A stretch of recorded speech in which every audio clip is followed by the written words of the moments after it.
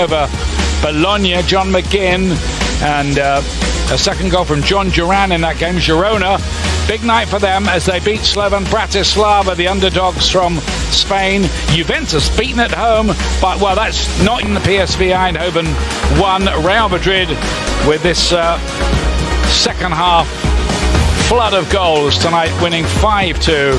Sturm Graz 0, Sporting 2 is the latest score from Austria. And this is the table as it stands at the moment. It takes a bit of digesting, but look at that. Aston Villa are top with maximum points. Arsenal are in fourth place. Dortmund dropped from top to fifth tonight. Where are Real Madrid? They've gone up 8 places, 17th to 9th. Liverpool play again away to Leipzig this week. Manchester City, of course, have a game in hand. About those boys and looking at the depth of that squad, what does that do for you as one of the leaders on this team? Makes it harder to play 90 minutes. You're looking around at the bench. It just means you can leave absolutely nothing out there. Give it as much as you can, and there's absolute quality on the bench. International players, Bubba, Tyrone, they've been through so much. So for them to come back into the squad and to add what we're building here is amazing. So great to see Bubba back and hopefully Tyrone soon. I've been covering this game for a long time, and I say you have to look a long way to see a better relationship between fans and a player. They love you here, Super John McGinn. You tell me about the way that they love you and the energy it gives you, man. Well, it's home for me now. This is my 7th season, I think. We've had our ups and downs. It's been an absolute easy. So 2.5 years more, and hopefully we can keep climbing. Might be a bit of an ask, but let's see what we can do. Hey, never look too far, man. Continues, man. Appreciate you, John. Yeah. I love that. 3 clean sheets, right? Absolutely 3 clean sheets. And he says that's the most important part of this. But those 3 wins that have propelled Aston Villa to the top of the league so far are so important. And everything that Unai Emery is doing with this team, the rotation, the leadership, it's just class watching it all round. John Duran as well, a man of the match performance for him. Picking up a goal as well, just as he was about to get subbed off. Ollie Watkins was waiting in the wings. What did he say? He came over to say hello. You have a good relationship with him, don't you, Rio? Yeah, no, he's a lovely boy, you know. He just wants to play football. I said to him, what was you so angry? How are you? How was that? Yeah, I'm good. It's a bit tired. But yeah, no, I'm very happy. We got a brilliant win tonight. It was a tough opponent, like always in these competitions, and yeah, obviously very happy to get the win. There is something special happening with Aston Villa at the moment under this manager, and it feels like you're going from strength to strength, and you seem to gain more confidence every time we see you at the biggest stage as well in the Champions League. Is that what it feels like? Yeah, it does feel like that. I think the manager is really onto us. He wants us to keep improving, to keep raising the bar every game, and we keep learning every game as well, and yeah, so far we're doing really well. You personally, I think you seem to have gone to another level now. I think you're playing at a really high standard. Your ball retention, when you're pressed, you're able to resist that and break the lines. What's been the catalyst for that for you? Is it the club, the teammates, the manager? Yeah, well, first we've had some really good work with the manager last year, and keeping this year the pre-season, and he always gives you those challenges, you know, in the game to beat your opponent, and especially tonight where we have an opponent that plays man-to-man, and he really wants us to beat our opponents, to drive at them, and I think we did that really good tonight. Yori, you can see I've got, look, Tillemans breaking the lines, midfield. So, like, is that you feel you get the ball, you need to make those yards in midfield, because you look really confident today. You drew your marker on, and then when you get past him, it opens up for you, doesn't it? Yeah, exactly. That's what the manager asked of me tonight, and of all the midfielders. Like I said, we knew they were going to come sort of man-to-man, and we had to beat our opponent, and whether it was a pass or a drive at them, and I think we did really well, but I like to break lines with either passes or beat my opponent, so yeah, they are different. I think John Duran is more of a target like striker, but he's got everything. He's got technique, he can hold the ball, he can flick on as well in the air. He's really good. He's an all-round striker, and he's really young. He's still got to improve a lot in his game. You can see sometimes where you've got to switch him on a bit more, and that's what we demand from him, but he's doing really well. And then Morgan is more so into the pocket, and I always joke with him because I call him my pocket, because I need him in that pocket to make those passes, and you can see he's very intelligent and he can drive at players. He's got the ability to to turn and to make us going forward. There's so much healthy competition within the team now. We were talking pre-match about all the options that you got coming off the bench. One thing that really made Subdog just before he got the goal, and Ollie Watkins was waiting, but he came off and he was hitting the seats in front of him. He was furious. What is he like as a character? Because I've heard from very good authority, he's a handful off the pitch as well. Yeah, it can be. I think he's really funny inside this. Look at that face. I'd hate to be sitting in front of him right now. I think sometimes he plays a bit with it as well.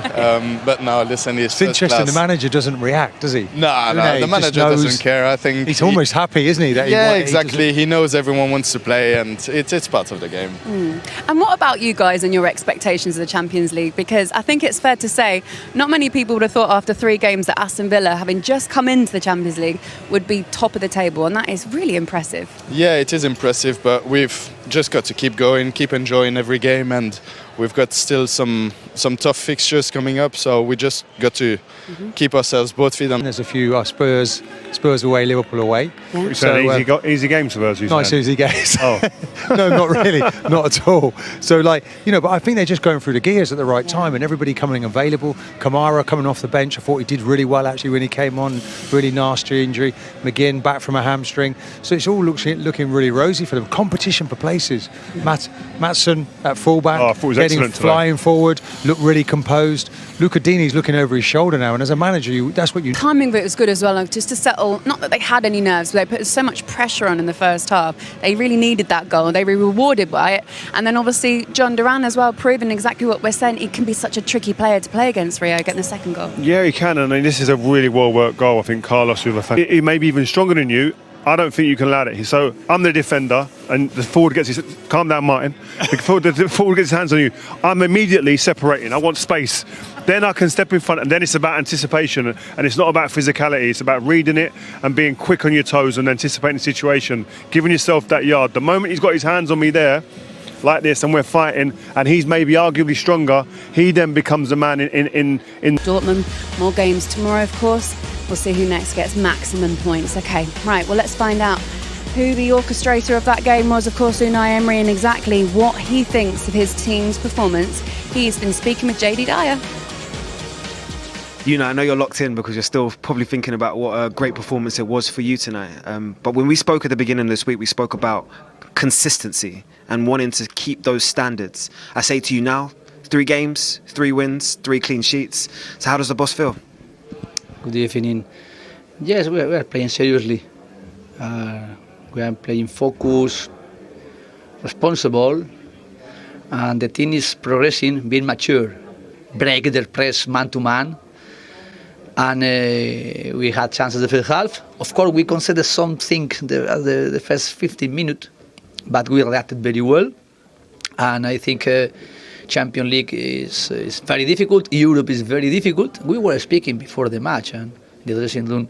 Last year we played here in Conference League against Rizki, and we won the last minute. Against AZ Alkmaar 2-1, we came back to the result. Against Legia Warszawa, always is difficult at home. In Europe, and of course Champions League more. And we had to try to be consistent in our game plan in 90 minutes. And is that an injury? Was that a precaution, or was that a tactical decision from yourself? Tactical decision, and as well he had some pain, not clear, but I decided tactically, and of course not getting risk with him. And Ross Barkley as well. Every minute he's playing, really always helping the team, and today he played 45 minutes as well, being fantastic his performance. And the last question I have to ask you is about the headache that was a good headache for you as a manager when you have a quality talent in John Duran, and of course the quality talent that is Ollie Watkins, and balancing those minutes. John makes a statement again tonight. You as a manager, I call it a good headache for a reason, because you have to balance these two high quality with their quality and trying to understand well as well their moment individually and sometimes collectively. When he watched it, he was thinking to change him. He accelerated and he scored the goal. It was fantastic.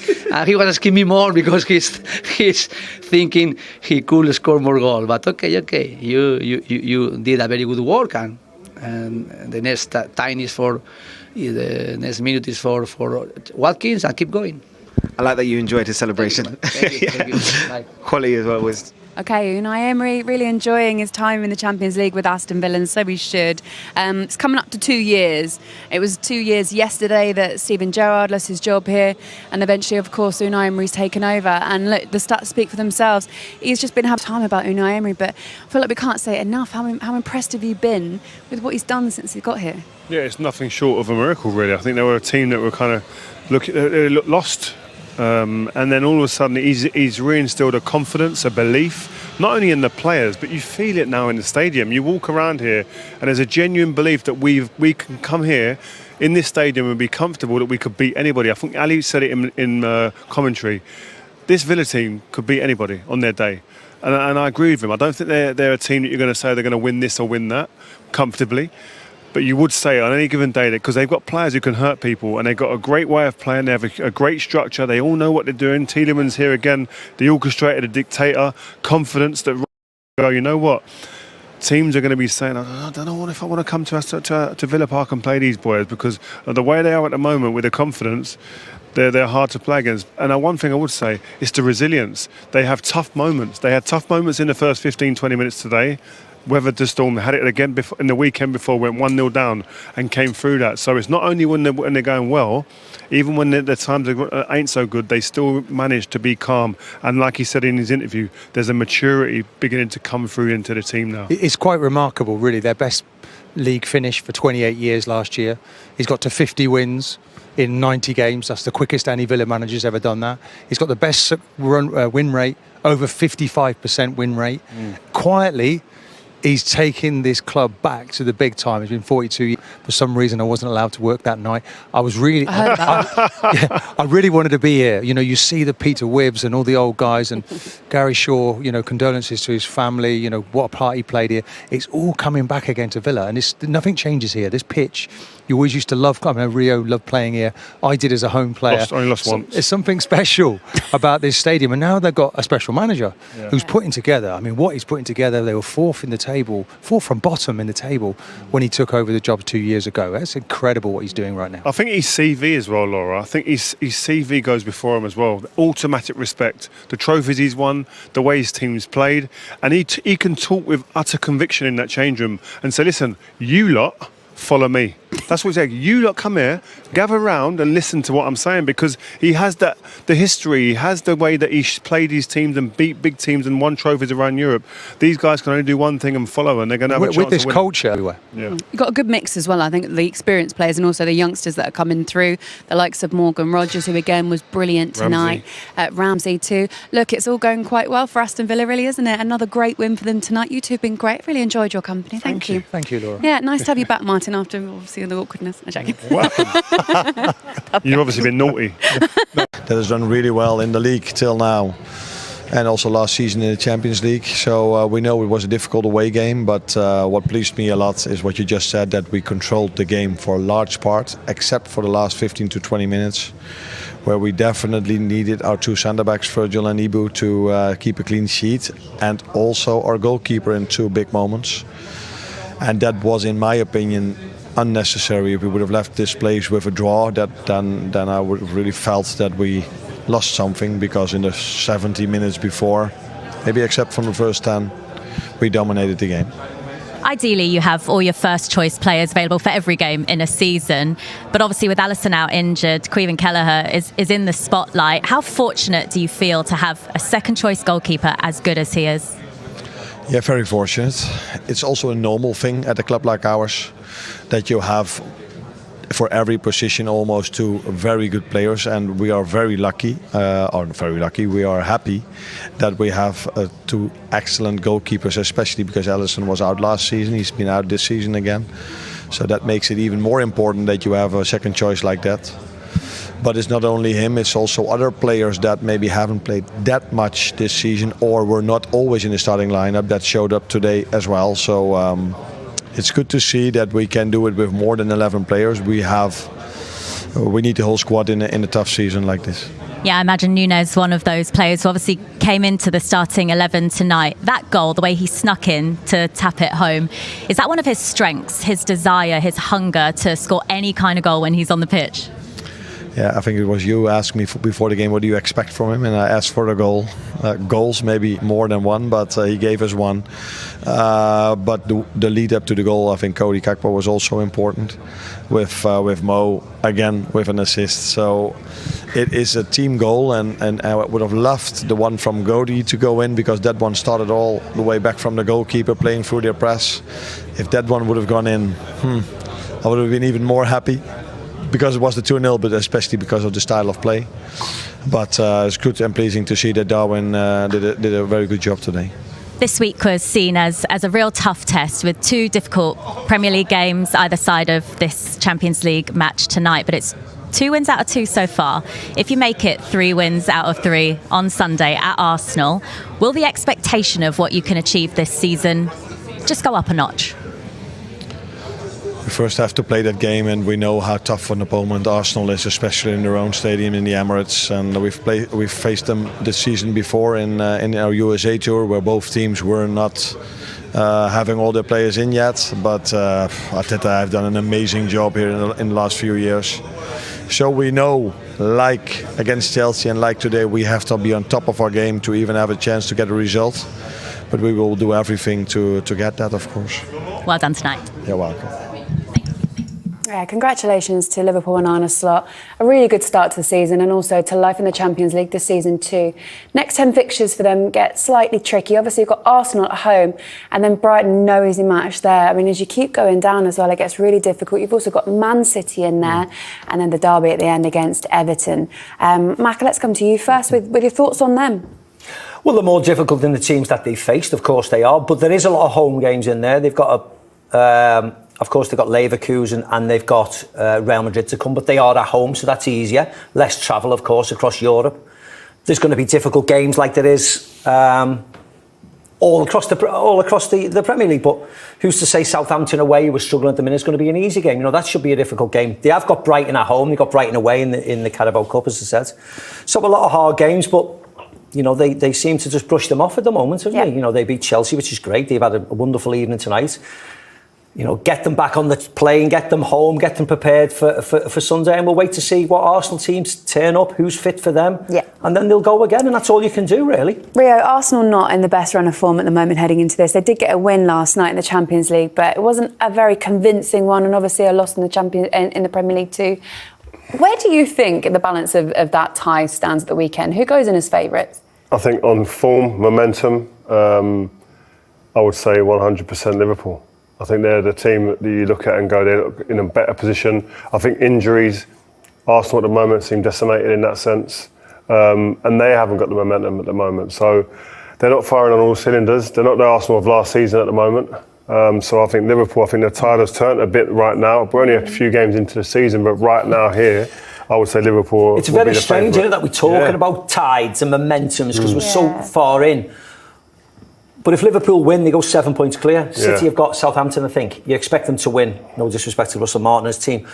So then they'll jump clear of them as well. If Arsenal beat Liverpool, of course, they're 1 point behind them. So it's suddenly, you know, the newspapers come Monday morning and have a different reflection on how the result is. You know, so early on in the season, it's crazy, we know, but everybody likes to talk about it, and that's the impact it'll have. Yeah, absolutely. Things can change so quickly. They do the whole season, don't they? I do want to say one thing about Erling Haaland that never changes. He continues to surprise us and shock us, doesn't he? And he got 2 goals tonight. This one, though, that he scored was amazing. We had a little look at it in the studio, and if you've missed it, we want to show you it now. This was his first goal in just such a huge win tonight for Manchester City. Rio, what did you make when you saw this? Oh, special. Do you think this one was more impressive, though, tonight? Yes. Do you? Because of the angle of him and the way he was... He doesn't get the same type of connection as the Borussia Dortmund goal. And the Borussia Dortmund goal was probably far more important because tonight was against lesser opposition. But I couldn't get my foot up there that high. What about you? I'll be an A&E. How much confidence have you got to have to even go for it in the first place? Well, yeah, that's the thing, isn't it? You've got to know your body as well. You can take your body to that kind of extreme, and he's obviously doing a lot of stuff off the pitch that enables him to do that. The strength, the flexibility. Wonderful footballer. That's why it's so special, that goal. Yeah, look, a great win for them tonight as well. Foden getting the first goal, Haaland obviously getting 2, as I said. John Stones, who's in great form at the moment, and Mateus Nunes as well, first Champions League goal. So look, a massive win for them. Congratulations. We also think for John Stones, we were saying he's having a great season so far. I think it's 3 goals now he's got already this season as centre half. So it's more than I think I've got him any season I've played. So well done to John Stones. Yeah, Johnny Stones, love it. Okay, guys, listen, you can see more reaction to tonight's goals with tonight's games with goal show. That's the one. To go to Real Madrid, to try something new after being at Liverpool for 20 years. I could understand if he wanted to try to play for Real Madrid with Jude Bellingham and Vinny Jr. and Mbappe. But I think Van Dijk's made noises over the last couple of days where he's saying he has said talks are underway. The only club I'm in talks with is Liverpool. And then if Mo Salah is trying to chase down certain records at Liverpool, and he might want to leave a legacy behind. The best way to keep them is to win things with them, you know, because you have that togetherness and you don't want to walk away from it. You know, there's no way Trent wants to leave that club. He's born and bred a Liverpool player. Yeah. You keep him there for sure. You know, Salah, of course, looks like he'll probably step out, and maybe they can carry that now when you see Diaz is stepping on. Diaz has been a revelation this season. Completely, but you know, much better player. So let's you know, but they'll probably go into the market then and do that. But it's very healthy at the moment. It looks very good. And you look at the Arsenal team coming at the weekend, and there's a series of injuries.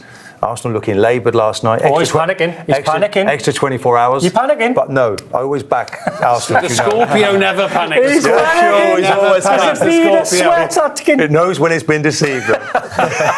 We've invented a whole new creature tonight, by the way. He's invented a show.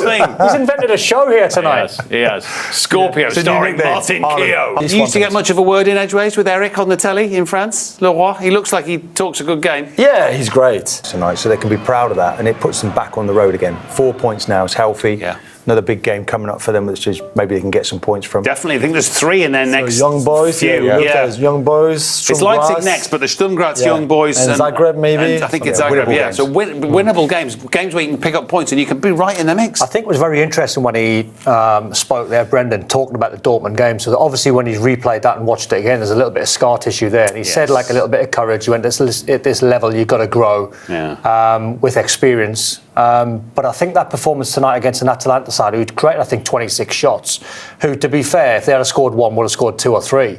But Celtic hung in there and they showed a better performance because either the plan from the manager or the players carrying out that plan on the pitch took it amongst themselves to be a little bit more defensive and play on the counter-attack and only go in forward runs when you can, when you think it's on, if not when you're away from home against a Gasperini side that can run you all over the pitch. I think from this time last week or a couple of weeks ago, you know, they were a little bit of a shambles when they got done 7 and it was all doom and gloom. But now 3 games gone, 4 points for Celtic, sitting on the same points as we said before as PSG. It's a pretty good return. You know, Lookman up front, Retegui, we know they're good players, really good movement, and it's a good learning curve for Celtic because obviously they're really dominant in their own league. So when they come into the Champions League, it's a real step up for them, and I think they've now managed to breach the gap a little bit. Yeah, important night coming on the back of those 2 late goals that they conceded to Aberdeen in the SPL at the weekend. OK, let's start the roundup of the rest of the night's games. A big night, a disappointing, deflating night for Atletico at home, beaten by Lille, watched by Phil Kitrimilidis.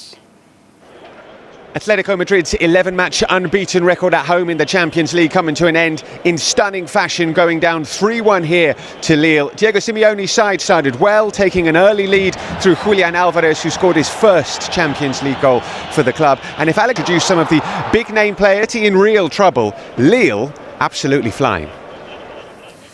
Yeah, interesting to hear Phil talk about the loads of whistles at full time. It would take a lot, I would think, for Atleti fans to turn on Simeone. There's so much water, lovely water under that particular bridge, but not all happy. No, and in Europe, certainly since the 2 finals that they played and lost against Real Madrid, hasn't been that great. So there's a lot of work to do for them. I think they will still qualify very likely for at least for the playoff, you would think. Probably not top 8 now, but it's a lot of work to do. And again, they're not playing well in the league, they're not playing well in Europe. He's struggling to find the right formula with his starting 11, so it's a lot of work to do. Pep genius. Pep Genesio. In elimination zone. So for them to get 3 points all of a sudden takes them into the playoffs, gives you that momentum, and all of a sudden now you can try and chase, trying to get into the round of 16. So I think it's going to be fascinating, the jeopardy as the weeks go on. Yeah. Showing the strength of the Premier League. Still very tight, yeah. It's tight, and 5 matches still to play for all those teams. Okay, before we go, let's hear from Pep Guardiola talking about that goal. Pep, well done. Look, let's go back to the beginning of this. An early goal for Phil, but at half-time and it's 1-0. What are you thinking? We're playing good. We conceded a few, nothing, like 90 minutes.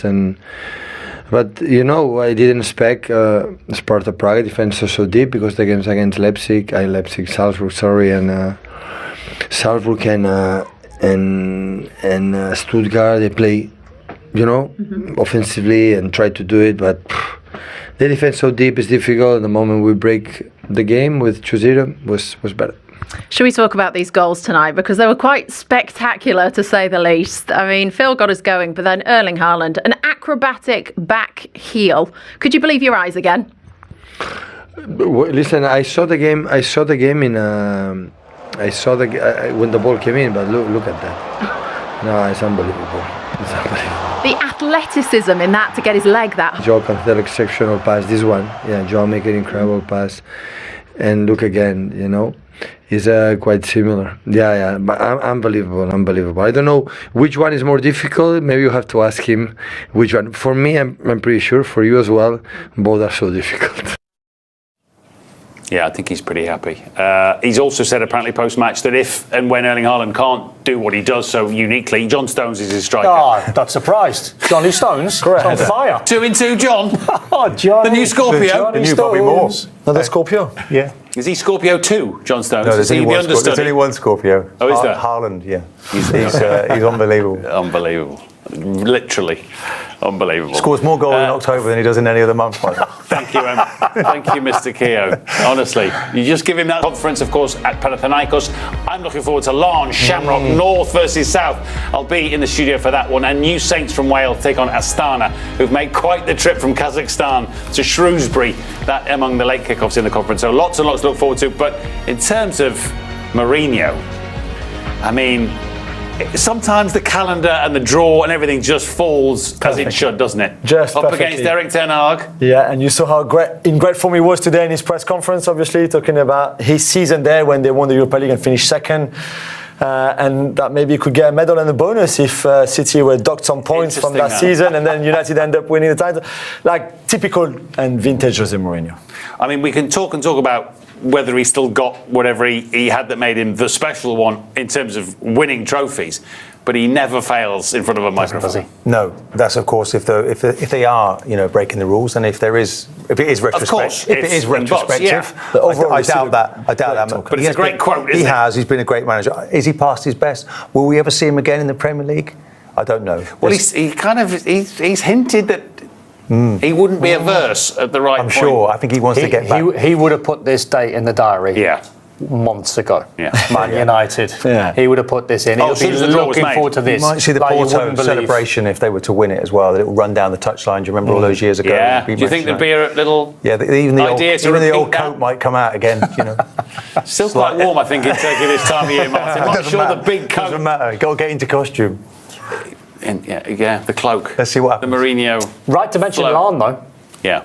Our boy played for Lens a few years ago, and Tin and Lynch there is doing a great job. Yes. And it's going to be amazing, that game. That'll be rocking. North versus South. First time ever. Rocking. At Windsor Park. Yeah, it's going to be great. Could be lively. Speaking of which, Manchester United have gone A good point at a tough place to go, or disappointing to let another lead in Europe slip away? I think on the face of it, going to Turkey it's not easy. Going to Fernabache, a tough place to go. So a draw, you'd probably take it before the game. Obviously, you want to go there and win, and the position they find themselves in the actual league at this point isn't great. But the last two results, you have to say Porto away, tough place to go, good draw. Fenerbahce away, good draw. It's a home game, which was really disappointing, I suppose. The 20 game, you should be beating them teams, and then this looks almost like a better result. But I thought there were two really good goals in the game. Seemed like a really good ball from from Maximan. United scored a really good goal. I thought the last half an hour was really poor from both teams, really. Nothing seemed to happen since the goal, but a point, is it? Well, look, they're in a terrible position in that Europa League. They've got to start winning games soon. But a point overall is not too bad, I don't think. 3 draws out of 3, Owen? Well, not good. You know, 3 games, 3 points is not good enough. I think today that was a fair result. You know, you look at the 1-1 and the stats. They're all quite similar. I don't think there was much in the game. I think both teams looked like they were quite content with the 1-1 at the end. That's why not much happened maybe in the last 20, 30 minutes.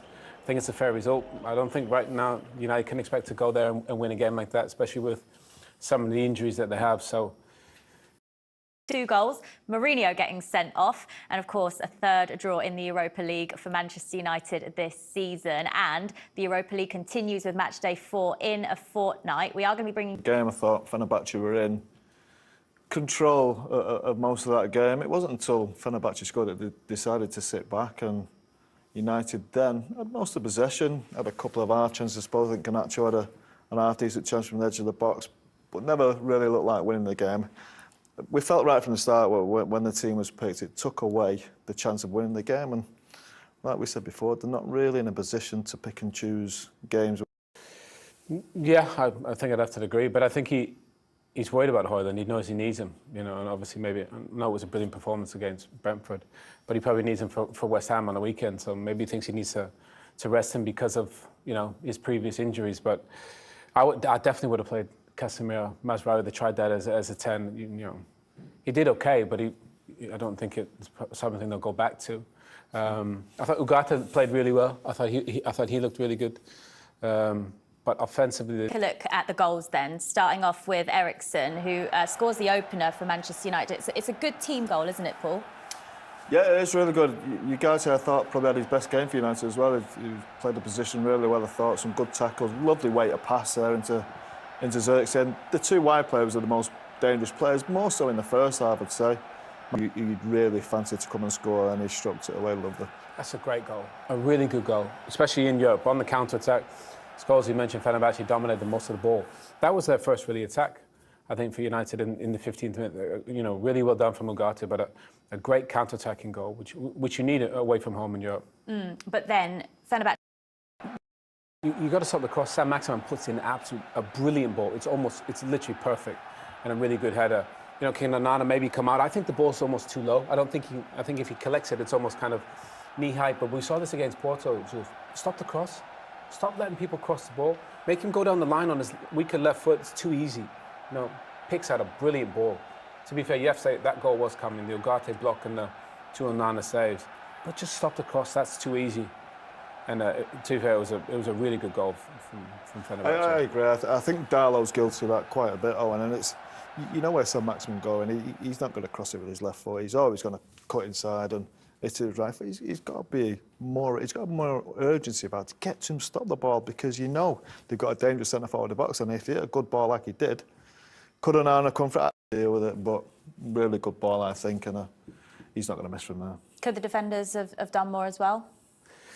Well, you'd think so. One of them needs to attack it, but sometimes the ball is just so good. I think the ball from Sam Maximan, if you can't get there, you maybe got to find a way to bump him at Nesri. But it was a good attacking move. United should have dealt with it better, but I think it was a good attacking move. And we talked about Nesri before the match, didn't we? Because, of course, he scored 2 goals against Manchester United when he played for Sevilla, when they were last in the Europa League a couple of seasons ago. He was a handful, wasn't he, at times? Yeah, we knew he'd be a handful. As you say, we saw him firsthand at Sevilla, and it was brilliant. He really bullied the 2 centre-halves that day. And that... In real time, it looks like there's a lot of contact. You know, I don't want to say it's a brilliant dive, because we don't really want to say that, but he sells it like you think, oh, there must be more contact there. When you see it from another angle, you can tell there's virtually no contact whatsoever. When Ugarte, he just pulls out. So there's no way that's going to be a penalty. Mourinho. With him, with the job, it looks like he's enjoying himself. He was, laughing and joking. He was having a giggle, wasn't he? He was having a giggle when the keeper made a couple of saves. Possibly shouldn't have done. Well, our reporter, Danny Jameson, who's actually out in Istanbul, has confirmed that on the full-time whistle, Jose Mourinho did storm down the tunnel and had a few choice words to say then.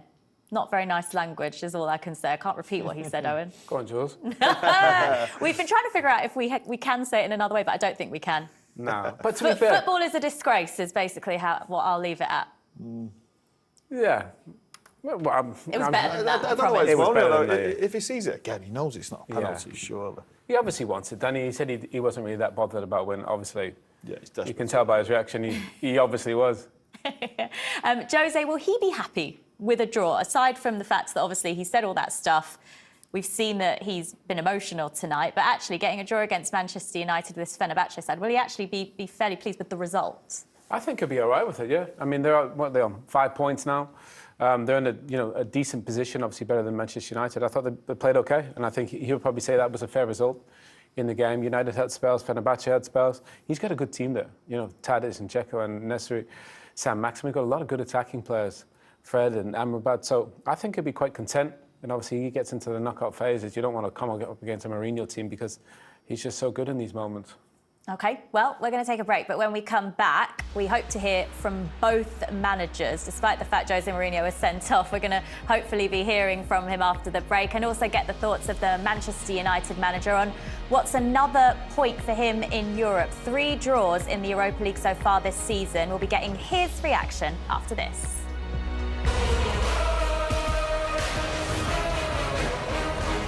Xerxes, Christian Eriksen. That's how to do it. With their first attack, Manchester United are on top in Turkey. Sam Maximin. It's a lovely looking cross in towards En-Nesyri. Taken just 4 minutes for En-Nesyri. It's 1-1. That 1-1 draw for Manchester United at Fenerbahce means that after 3 Europa League games this season, United have 3 points and it leaves them 21st in the Europa League phase at the moment. That would mean that they would have the extra 2 games to play in the playoff round in February, but still 5 matches to go for them to climb into that top 8. Jose Mourinho said that both his former clubs, United and Spurs, are favourites to win the Europa League this year. And as you can see, Tottenham have a 100% record so far. 3 wins out of 3. They won again this evening. They have 9 points and sit second. Andre, 3rd successive draw in the Europa League. What's your initial thoughts after the 1-1 draw here tonight? Well, it's a big disappointment for me, for the fans, for the club. As a Manchester player now, you have obligation to try to win, and it's what we did today. But also we have to recognize it's a tough place to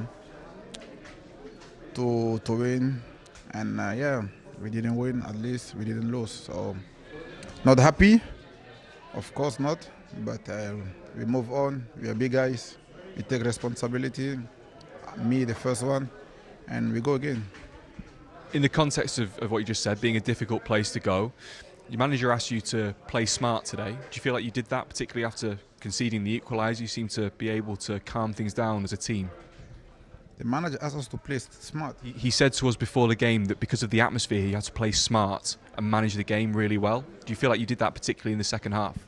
I think, yes, we had more control than them second half, and yeah, we had more chances than them. And football sometimes is randomness, we consider early goal in the second half, and we had to show character, and it's what we did. And yeah, unfortunately we didn't win, but I think we were better than them.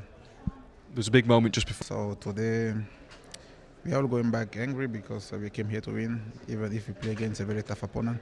But we are Manchester United, so it's a big disappointment.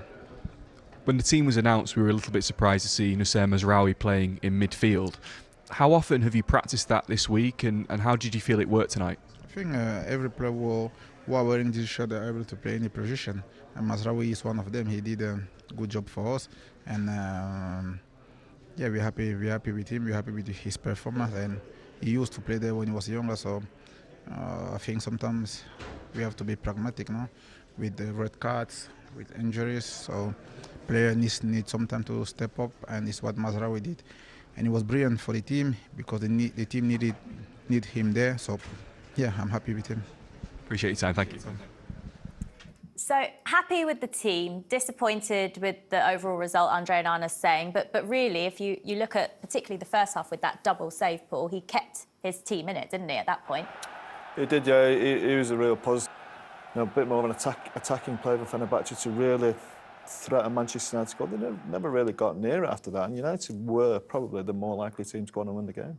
OK, well, despite Jose Mourinho's red card, he has spoken to Danny Jameson. Let's listen in. Penalty incident that saw you red carded. What are your thoughts on the incident? I don't want to speak about it. You've just been in, I think, to see the referees. What did they say?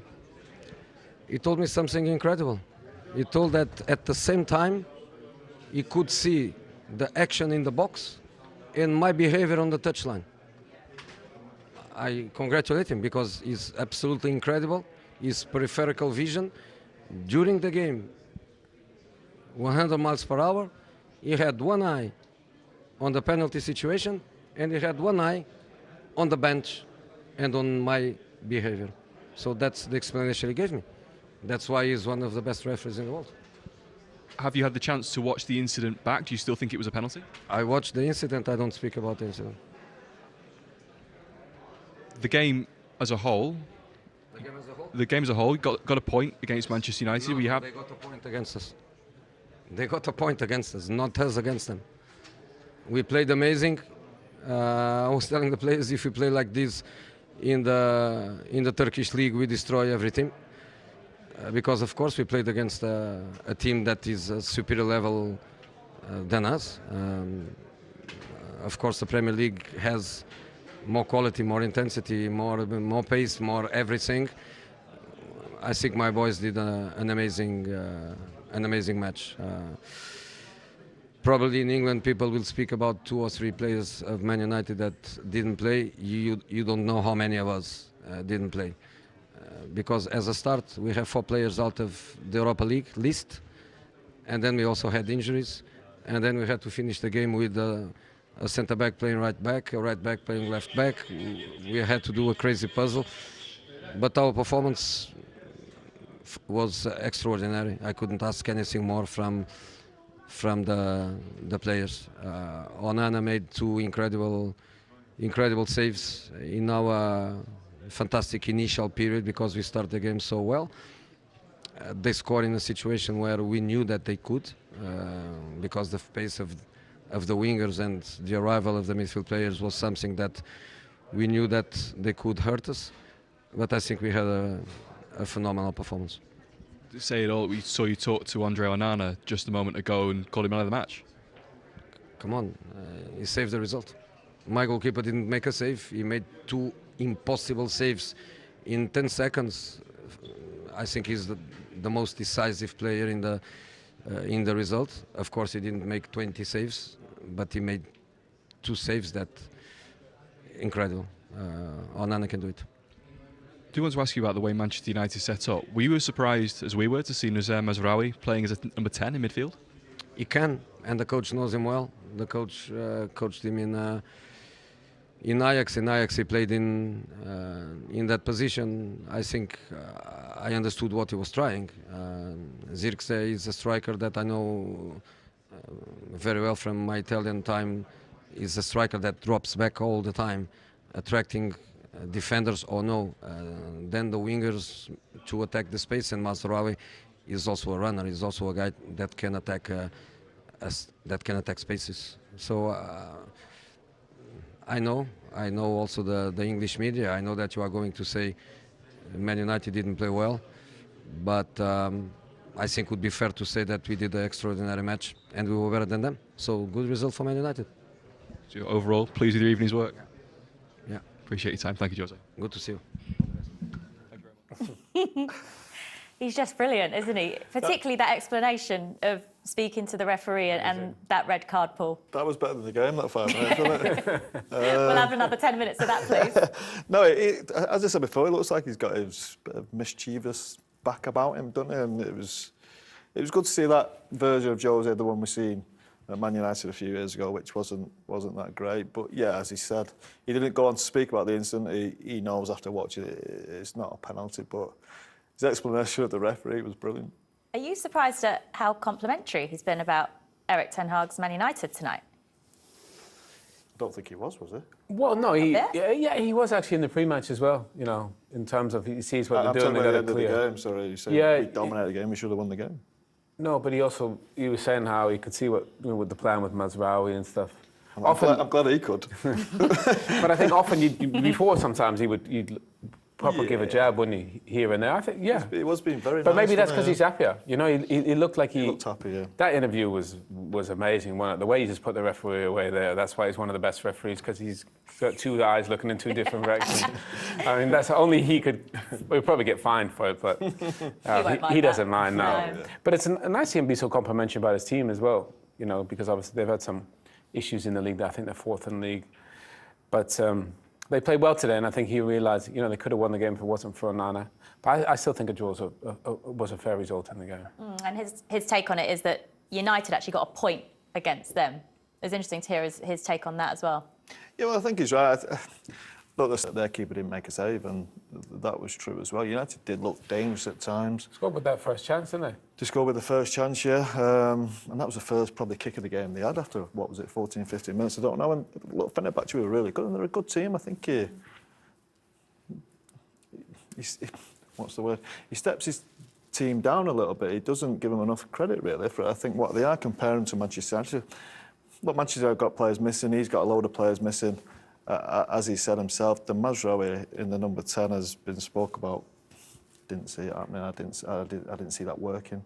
I didn't see it working before the game. I didn't see it working during the game. I don't see it working after the game. It was a strange thing to do when he needs to win the game as well. Man United are not cruising in this group. They're in a really tough position, and they need to go and win the game. Play Casemiro, play Eriksen further forward, play Højlund.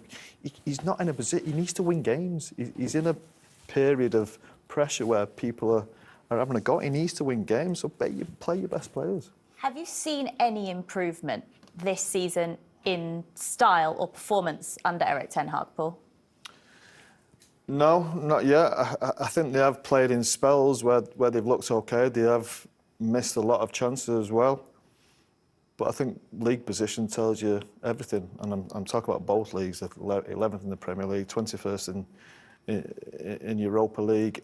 It's not been. There's been no improvement. I think that's the biggest disappointment. With two and a little bit of years in, there's been a lot of money has been spent, and we're not seeing improvement. You'd like to think by now they're up there challenging them.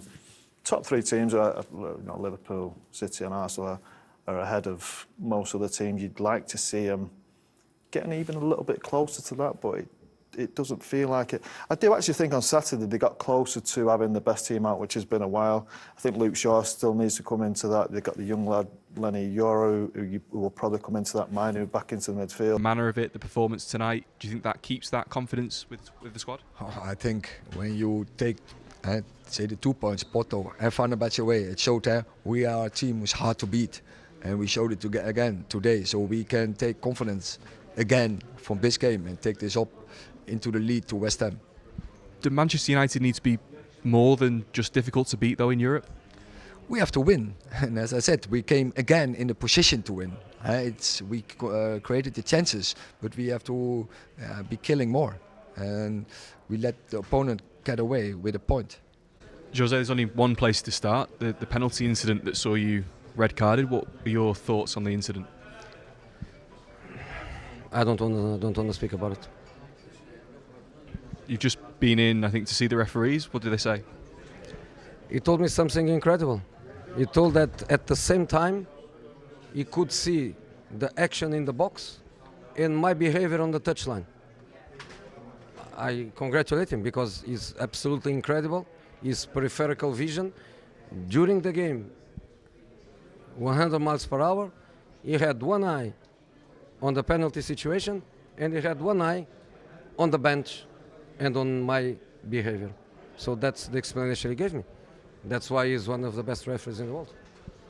Have you had the chance to watch the incident back? Do you still think it was a penalty? I watched the incident. I don't speak about the incident.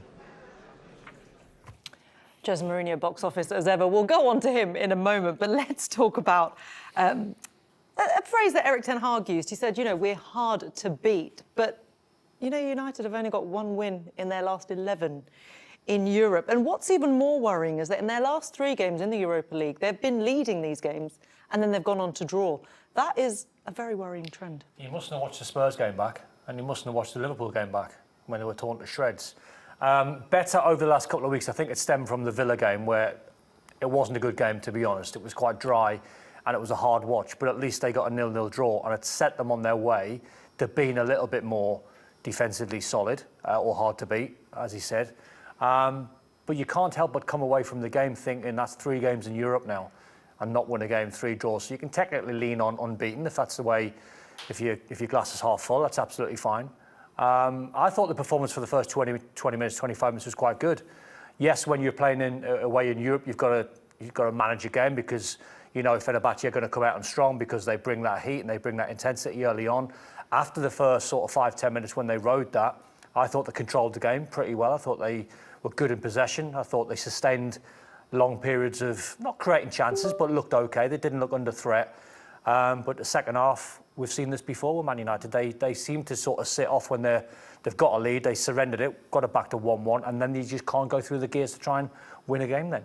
Well, let's take a look at how they got that lead. And actually a point on the team selection here, Rory, because Mazraoui was deployed in midfield, raised so many eyebrows in that number 10 position. He did play a role in this opening goal. Yeah, but it looks a little bit like a fullback trying to block a cross. That was going to be my point, but... Ugarte starts to move, and then this is Garnacho at his best. A great cutback, that's not a brilliant pass, but Xerxes lays it off beautifully, and it's a wonderful finish from Christian Eriksen.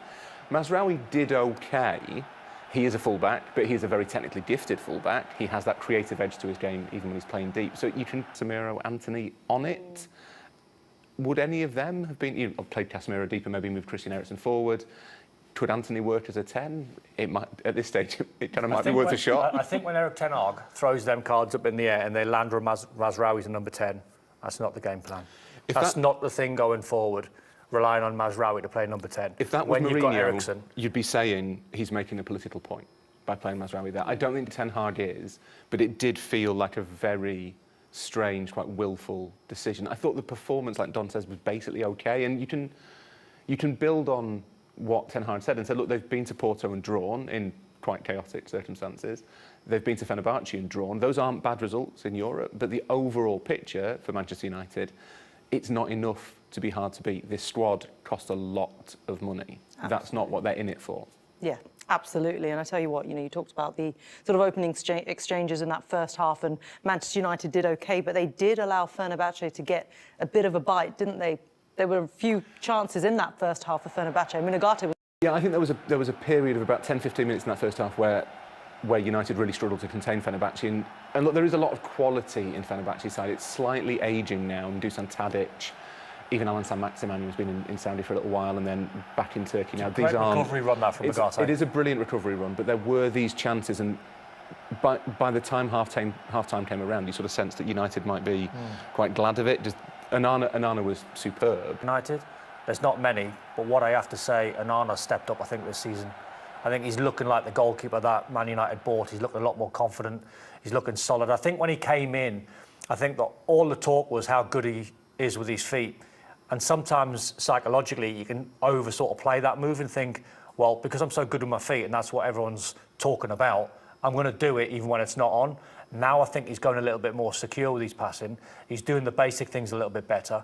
And then when you see him pull off the saves that we've just showed there, superb goalkeeping. Absolutely superb goalkeeping for that one. Youssef En-Nesyri came back to haunt Manchester United again, didn't he? He knocked them out of the quarterfinals of the Europa League a couple of seasons ago, didn't he? Playing for Sevilla with a couple of goals. But what about Jose Mourinho? This really had the feeling of sort of friends reunited, maybe frenemies? I don't know. You knew he was going to enjoy it, didn't you? Friends who were trying to Mourinho, yeah, making Jose Mourinho. I'm not going to say anything, didn't he? Yeah, I'm wrong. Said if I speak, I get into trouble. I'm wrong, so if I say anything, I'll look stupid, so I won't do it. Yeah. And I'll tell the referee he's the best in the world. Exactly. He knows exactly what he's doing, doesn't he? Either way, it was just a point then in Europe for Manchester United. Mason Mount, because he got a knock the other week, but he's still not available. Take a little bit longer as we expected. It's true, but I think he will be back soon. 10 players missing for this game, but are you still confident of getting a positive result tomorrow night? Yes, of course. The players who are available have to do the job, and we are capable. They are capable to do the job. Hi, Eric. We were speaking to Jose Mourinho earlier, and he said it would be Man United against 35,000 Fernabache fans.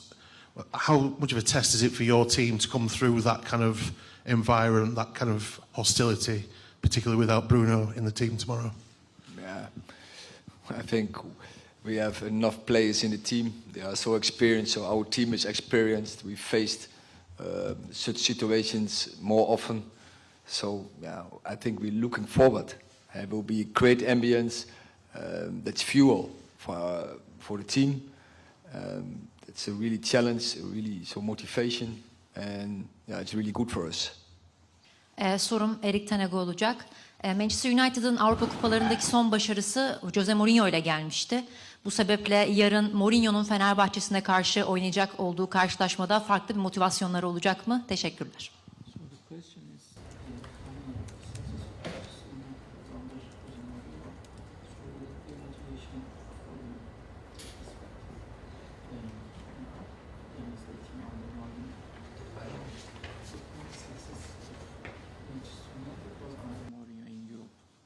Oh, in Europe, yeah, but yes, that's true. So we won domestic cups after he left, but we didn't.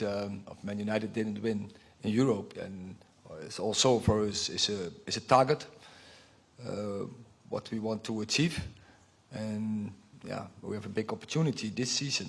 But therefore, of course, we have to qualify. We have to win games. It's in a new setup. We are now 2 games underway. Yeah, we have 2 points, so we know what to do. We have to win games. Hi, Christian. Good to see you. In your first season under Erik Ten Hag, you played so many games in that starting midfield at Manchester United, and in the second season, not so much so. This season, you're starting to get some great form. You've scored some good goals. You've been contributing to the team really well. What have you put that down to, and how happy are you to now be playing again in the Manchester United midfield?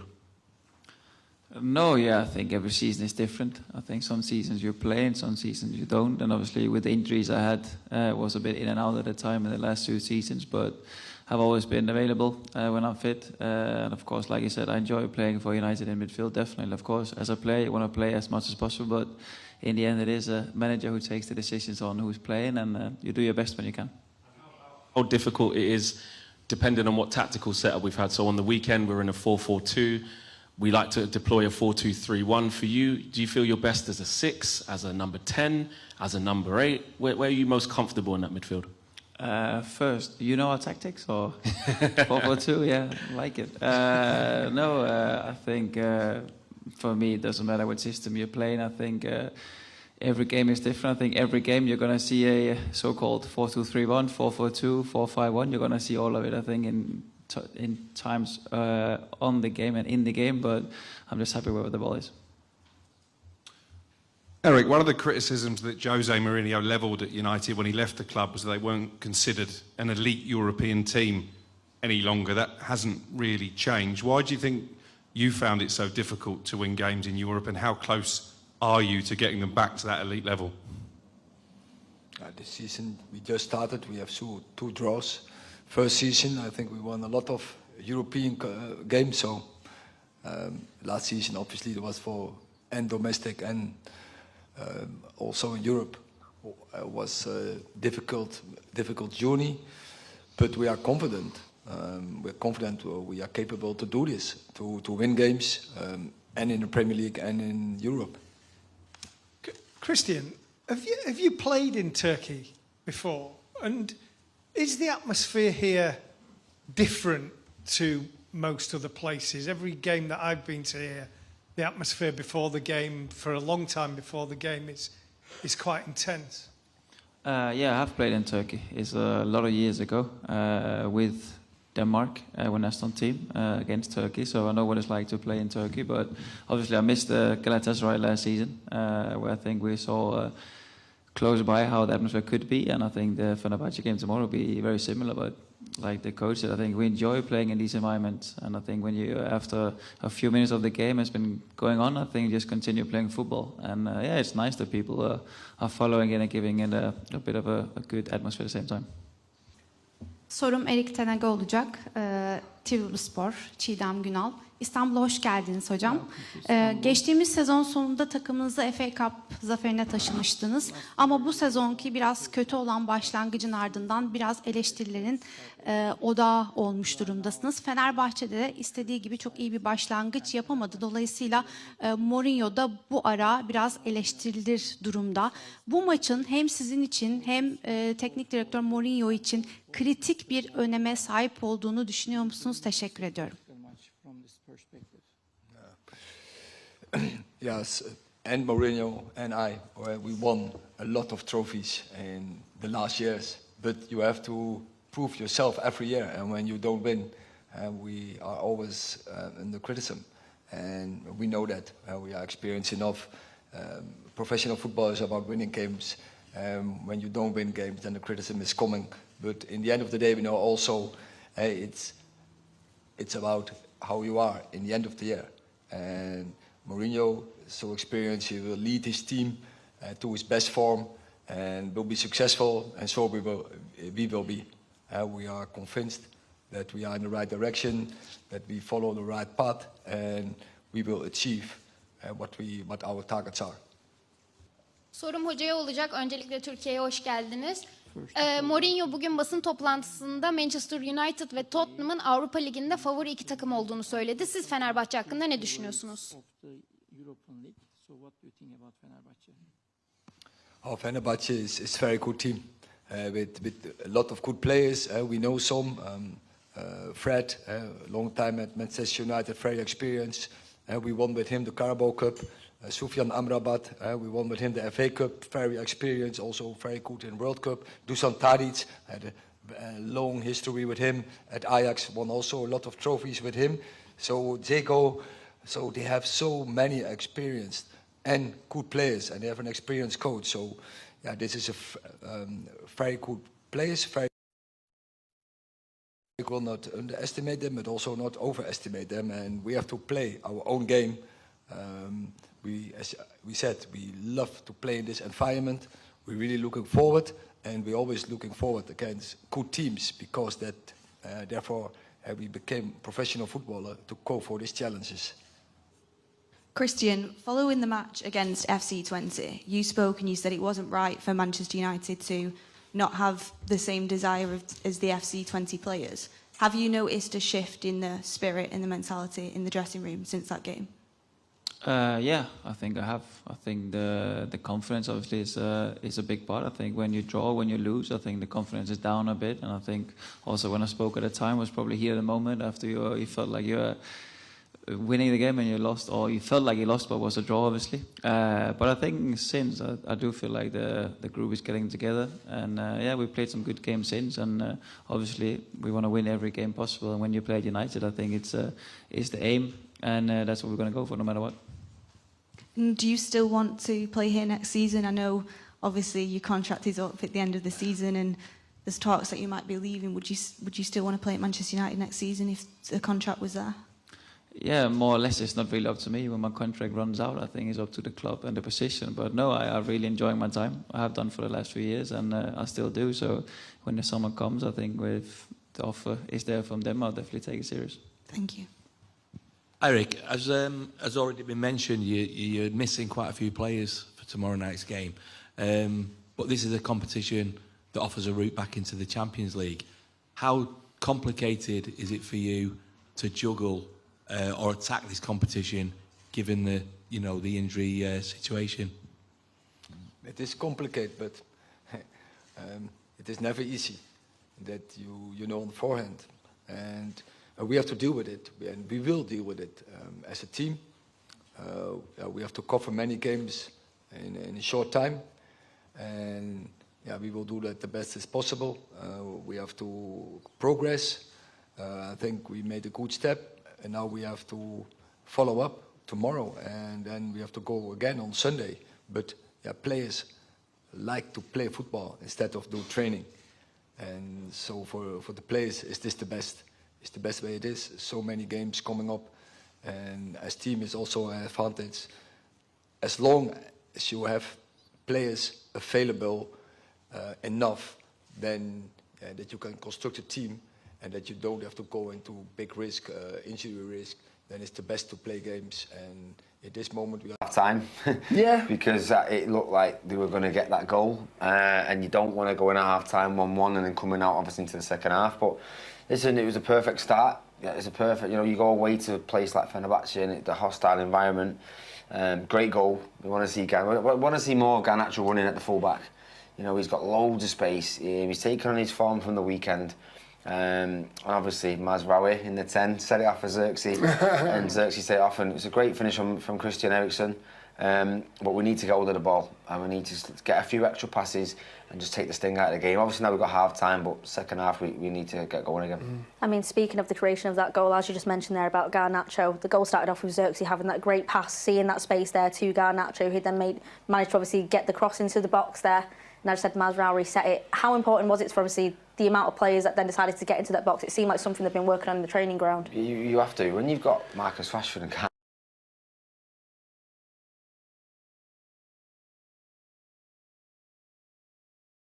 problems for the opposition defence, but me and Dion spoke while the game was on, and people probably won't notice this, but Xerxes' pass to Eriksen, just that weighted pass on his right foot so he could take it first time, was the key moment, because if he just puts it a little bit in the centre on his left, he can't take it on, or puts it on his weaker foot. So listen, it was a great goal. Yeah, and you know, because of that pace, you're going to have to work hard to get into the box as well, because there's no point in chopping back again and starting again when you work so hard to get into those positions to put the ball in the box. So the centre of the pitch for me has to work a little bit hard. Yeah, brilliant reaction from Jose Mourinho though. But what about this opportunity from Marcus Rashford? They nearly make it too. Oh, I love this dribble from Marcus. You know, I love when he's just so positive and direct. When he runs at people, I don't think anyone can stop him. I love that goal. He comes inside. He's really unlucky. Yeah, he's brilliant. I think both wide players have been the biggest threat for United. As we said, you don't normally like playing on the right-hand side, but as you said before the game, he did really well there on Saturday, and he looks a real threat from that side. He's so unlucky not to score there. Yeah, OK. Well, at half-time, it's Manchester United who are in front. They lead Fenerbahce by a 1-0. Christian. First of all, good luck for tomorrow's game. If you were the actual head coach of Manchester United right now, what would be the first thing to take precaution about, and why Manchester United should be afraid of Fenerbahce, in your opinion? I'm not the coach of Man United. I don't see any reason for Man United to be afraid of Fenerbahce. But I think they know it's not an easy game for them. If they think it's easy, if they come thinking that it's going to be easy, I think it's the wrong approach. And unfortunately for us, I don't think that will be the approach. I think they know that the game can be difficult for them and that they will come with maximum strength. I don't think they are going to make rotations to save players for the next weekend match, if I'm not wrong, against West Ham. I think they will come full strength. That's what I would do. So, when you first signed for Fenerbahce, you said that Fenerbahce is a team of quality players, a lot of quality players in the team, but a little bit speed was missing in the team. Even though Fenerbahce made a lot of transfers, I think the team is slower compared to the last season in terms of rhythm. So what would you like to say about this? Would you make autocriticism about that? That's his opinion. I respect. O sizin düşünceniz, saygı duyuyorum. You good? Good. Jose, you obviously know Manchester United very, very well. And maybe the club you went to have changed since you left. Do you think they've got better or worse? Why do they keep having problems? Honestly, I didn't lose 1 minute thinking about it. I wish the best to Man United since the moment I left. I left with with a good feeling to the club, with a good feeling to the fans, and I want the best for them. So if things are not going amazingly well for them, it's not something that makes me happy. But at the same time, I have no time, and doesn't make sense for me to be thinking about what happened, what didn't happen. What happened for sure, because it's very objective, is that they keep faith in the coach. They support the coach. The coach is staying season after season. And that means stability, means trust. And they are giving him conditions to keep developing his job. That was a difference in relation to me, because as you know, we won Europa League. We finished second in the Premier League. I think we still have a chance to win that league, because maybe they punish ManCity with points, and maybe we win that league, and they have to pay me the bonus and give me the medal.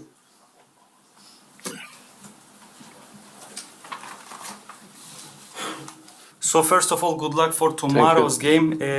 Manchester United is going through a bad moment right now. In European competitions, they haven't won this season. Do you think that this will be an advantage for you or disadvantage for you? They didn't win, they didn't lose.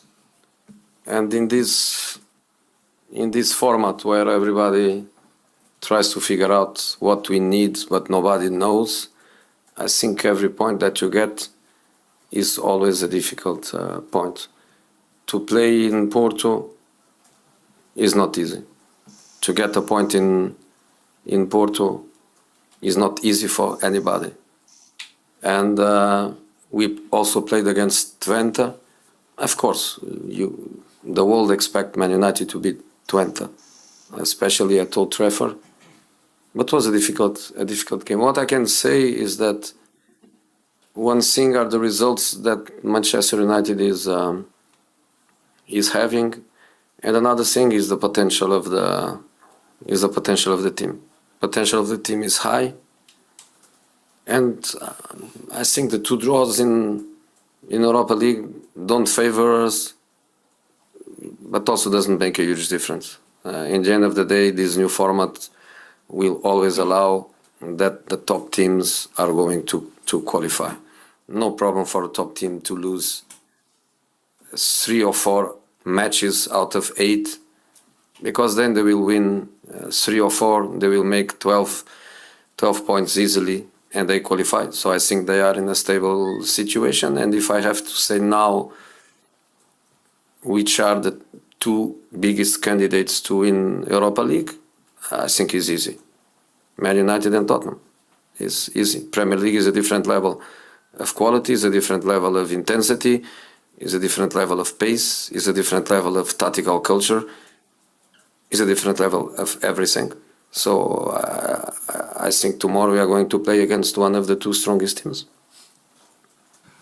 So first of all, good luck for tomorrow's game. The last time you made a press conference here, you said that you were going to make rotation and you gave some names. So that's why I have a little bit courage to ask you if you can give some names to play tomorrow. Because the last time you were here, you said that İrfan Can Kahveci was going to play and he played. And also people are curious, with the absence of Osterwolde, who will play as left fullback? Who will be the striker? So if you can give a couple of names for tomorrow in the starting 11. The left back, I'm waiting for advice from the specialists on TV. There is no Kostic, there is no Jadon, there is no Levent. The specialists have a solution for everything. I don't understand Turkish on TV, but I will give work to this fellow here. I want to listen to them. I want to listen to them. So if I follow their advice, tomorrow I'm protected, because will be their choice.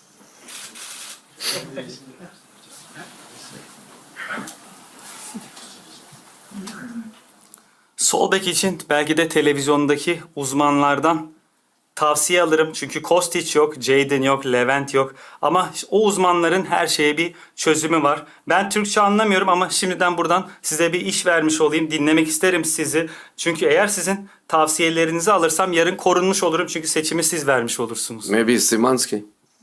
Belki Maybe they say Szymanski. Belki His left foot, it is fast. He doesn't score goals like you say. Maybe left back for him is something that the specialists will advise. If they advise that way, I play Szymanski, and then let's see if plays Garnacho or Rashford on that side. Please. Hi, Jose. You good? Yeah, good, thank you. What was your relationship like with Sir Alex Ferguson when you were at United, and are you surprised that he has lost his ambassadorial role with the club? Before I answer to your question, I don't want to forget this one. I hope you English guys are not jealous because I gave only 2 shirts. I have to explain the reason. Gary is because he's the guy that went to my city to meet me a few times for a few nice interviews. And Sam because he had an incredible talent when I was at ManUtd. Every match, he knew the team. So we become friends.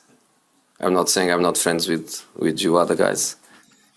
If you want a shirt, just ask and this guy will find. My relation with Sir Alex was amazing, incredible.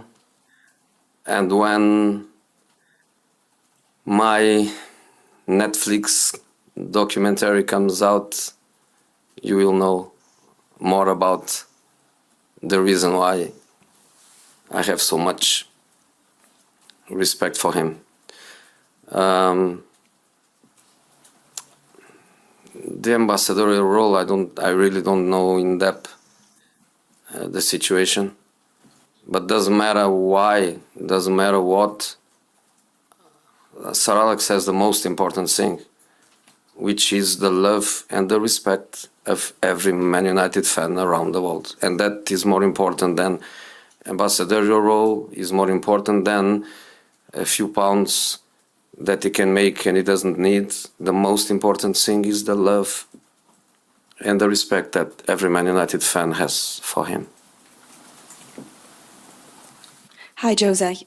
Obviously, Manchester United, they've spent a lot of money again this summer. You're very highly respected as ex-Manchester United coach. What do you think the biggest barrier is as to why they're not as successful as they should be if it isn't for money or changing the manager? It's not for me to answer it, honestly. I will always repeat the same thing. I want them to be successful. They are not playing against me in the Premier League. Of course, tomorrow I want to win. That's the basic of football, but I wish them the best. By wishing them the best, I wish the best to everyone there.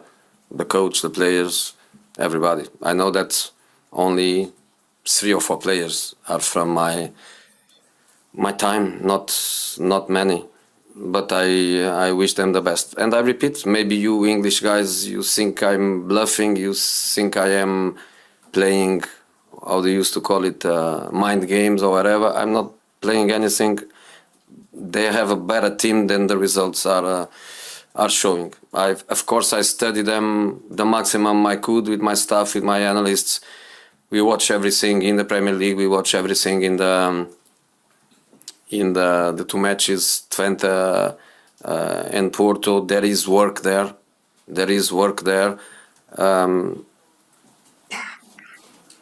And they will succeed sooner or later. They will succeed. Hopefully sooner, and hopefully before one day I go back to the Premier League and they become my opponents. In this moment, they are just my opponents for 1 match, not even 2, just 1 match. And of course, tomorrow, the feelings during the 90 minutes, there are no feelings. Jose, thanks very much for the shirt. Nice tribute to Sir Alex, but one thing Sir Alex never managed to do was beat a Jose Mourinho side away from home. 20 years Manchester United have beaten a Jose Mourinho side away from home just once. Is that a stat that can give confidence and a boost to the players going into this one? I don't think so. I didn't know. You telling me? I didn't know. And I think there is no connection with the past. You know, when I played Manchester United, I played with big teams. Porto, a few months later, become European champion. Real Madrid was Real Madrid. Chelsea was Chelsea. We are going to try, and we can do it. But there is a gap. But our work is to try to close that gap and to go for it. And we are going for it. Onur Çubukçu, beIN Sports, başarılar yarın öncelikle. Jadon'ın dönüşüyle alakalı bir tahmininiz var mı? Ve onun yokluğunda ara transferde sol bekte bir takviye beklentiniz olacak mı yönetimden? Yoksa orada Levent'i mi deneyeceksiniz? So if you can predict the return date of Jadon Osterwolde and if you are going to request a new fullback in the winter transfer window. First of all, I want to ask you a favor. Tell your guys in the offices, in the studio, for when there is a very important thing in a game, to do replay. To do replay. Don't do 12 times replay of a non-penalty with Amrabat, and don't do replay with the last minute that decides the game. If there is a system in place, media should be out of the system. Should be fair to anyone, to everyone. And we, Fernabache, the way we treat media, we, Fernabache, we want that respect from you.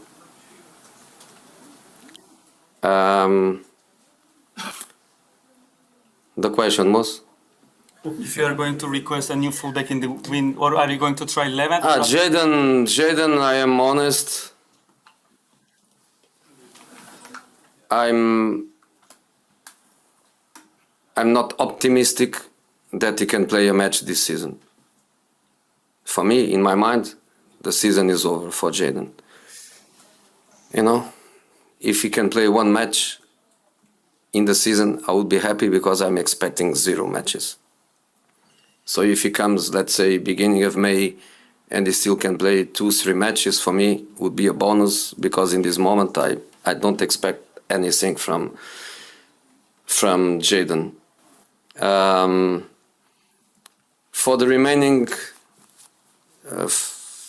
6, after tomorrow, 5 matches in Europa League, we don't have Kostic, we don't have Levent, but we cannot bring any player to the list, because if we would be allowed to do it, of course we would bring one of them to the UEFA list. So for UEFA competition until the end of the season, the end of the year, we are going to be in trouble. In the league we have Kostic. In the league we have Levent. And we have to go with them. That's for what a squad is done. But in Europe, unfortunately, for different reasons, we had to leave 4 players out of the list, and it's going to be difficult. But that's the way it is.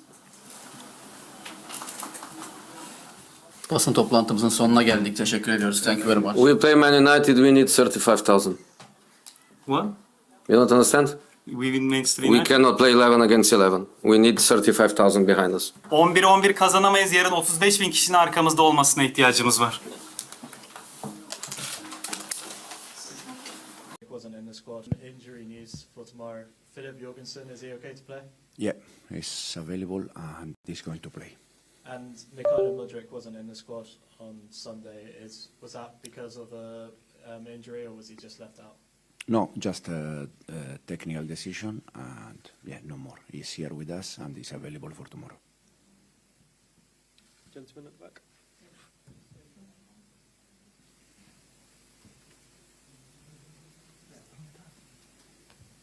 Καλησπέρα, καλώς ορίσατε στην Ελλάδα, στην Αθήνα. Καλησπέρα. Επιστρέφετε εδώ μετά από 14 χρόνια. Τι είναι αυτό που θυμάστε, τι σας έχει μείνει από την παρουσία σας εδώ ως ποδοσφαιριστής στον αιώνιο αντίπαλο του Παναθηναϊκού, στον Ολυμπιακό, και πώς βλέπετε το αυριανό παιχνίδι με τον Παναθηναϊκό εδώ στο Ολυμπιακό στάδιο. Ευχαριστώ πάρα πολύ. Welcome. You are here in Greece, back after 14 years. My question is, what do you remember from playing against Panatinaikos' eternal rival, Olympiacos? And the second question is, how do you foresee tomorrow's game? First of all, thank you. Yeah, many years ago, the feeling is a little bit mixed in terms of the season I spent here in Greece. For me, it was very good with Olympiacos, as you said, a big rival with Panatinaikos. But in the same time, I was here in Greece, unfortunately.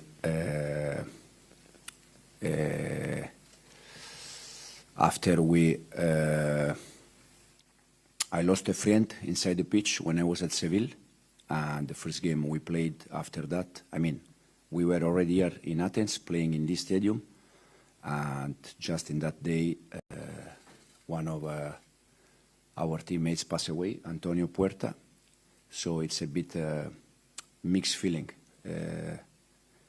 The season with here in Athens was fantastic, but in the same time, every time I come back here, I have like a little bit, as I said, sad.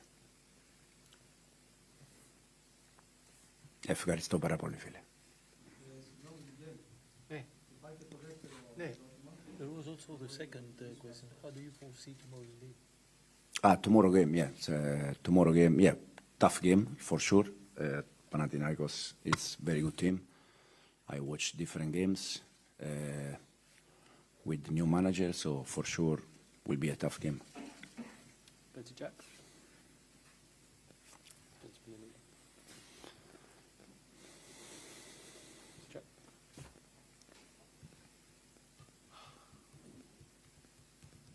Enzo, Joao's going to be speaking after you. I just wanted to ask what you've made of his time at Chelsea so far, what he's shown you in training, and how much of an opportunity games like this are for him, given his current position, struggling to get a start in the league.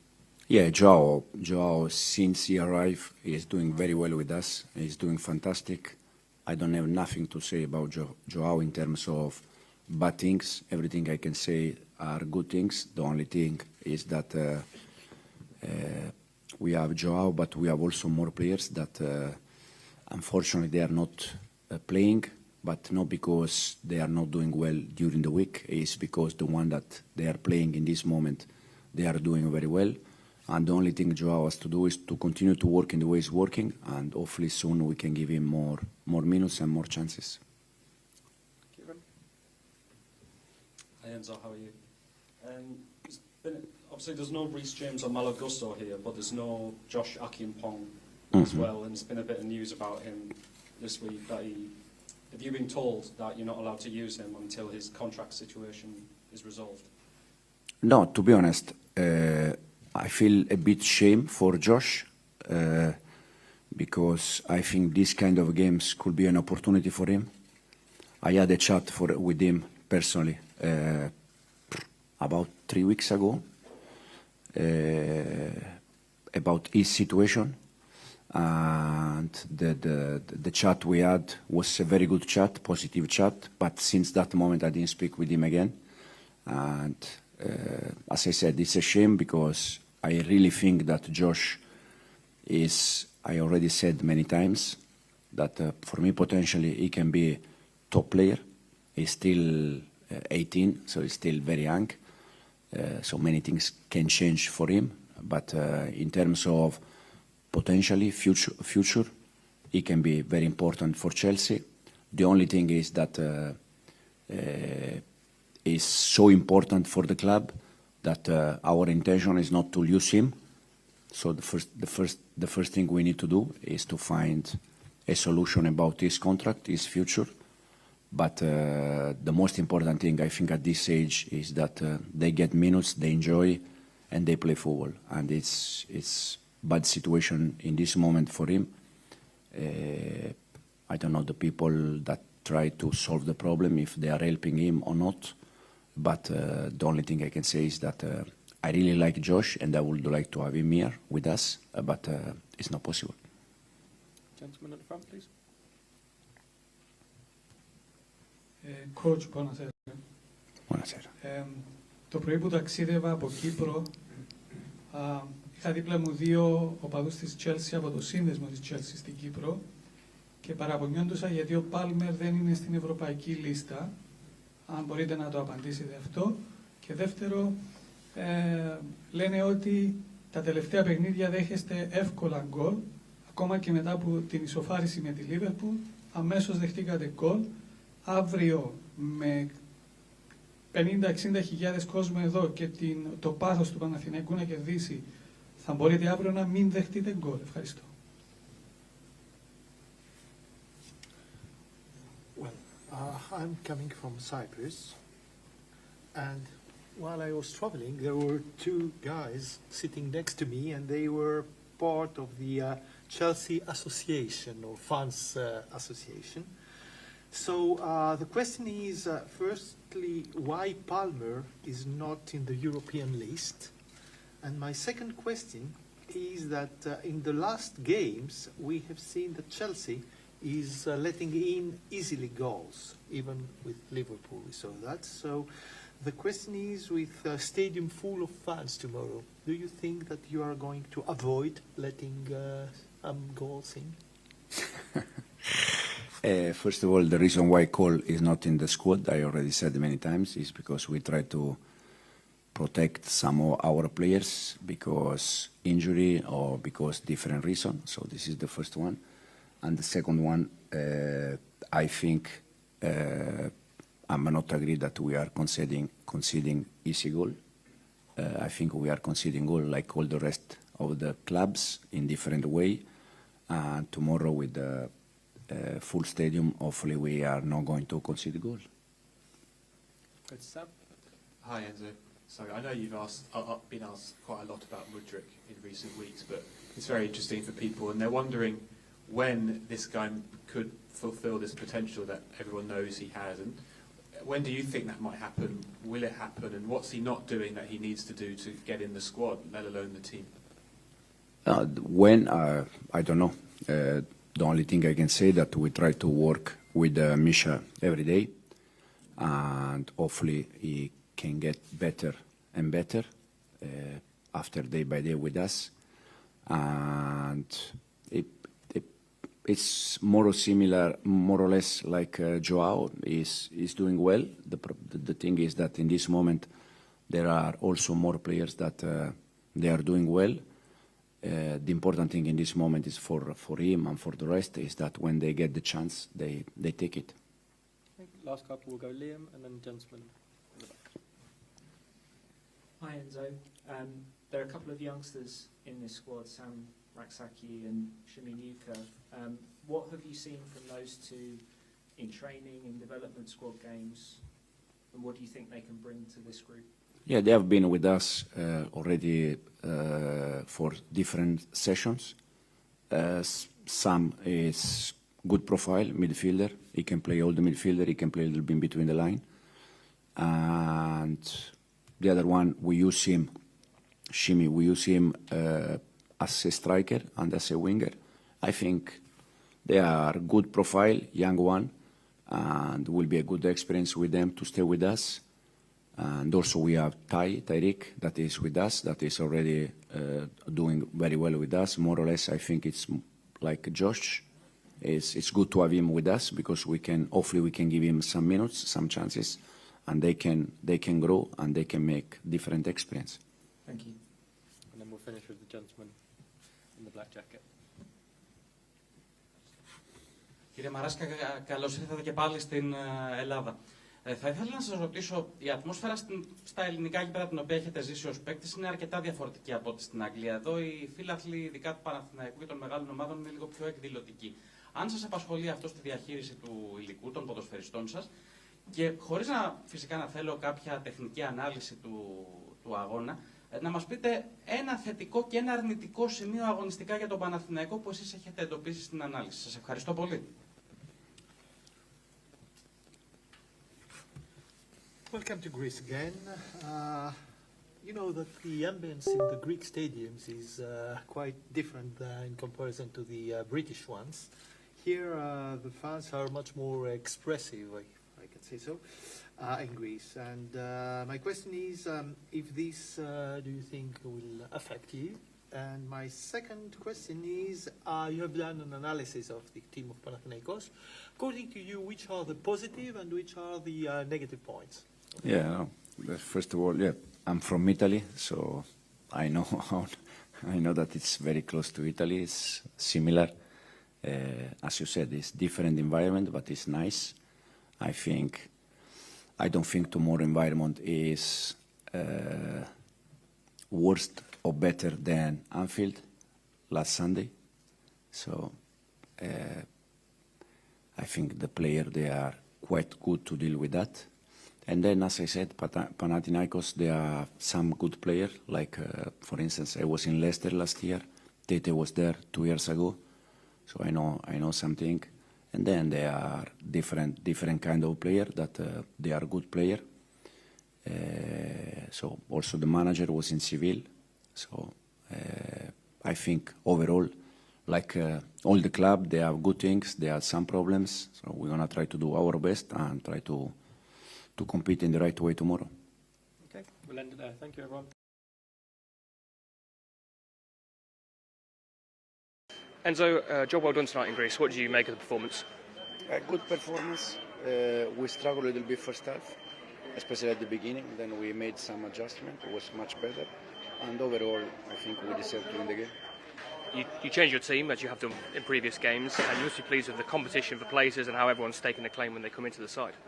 Very, very happy, especially because no matter how many players we change, the important thing is that the style of the team, the identity on the ball and off the ball is clear, and tonight I think once again was there. We'll talk about the attacking players in just a second, but firstly I want to give a shout out to Jorgensen. That save at the start, that was a really big moment, wasn't it? Yeah, absolutely. As I said, if we concede there, probably the game is different, but he helped us, and also in the build-up he was very good. But I think all the teams, they were good. And you must be pleased with the attacking players that have come in, Zhao, Misha and Kunku, all on the score sheet. Yeah, happy for them, because especially the attacking player, they need that. But overall, all of them, they did a very good game. And what's the plan now? As we fly back to London and get ready for a big 2 games against Newcastle now? Yeah, absolutely. Now, first of all,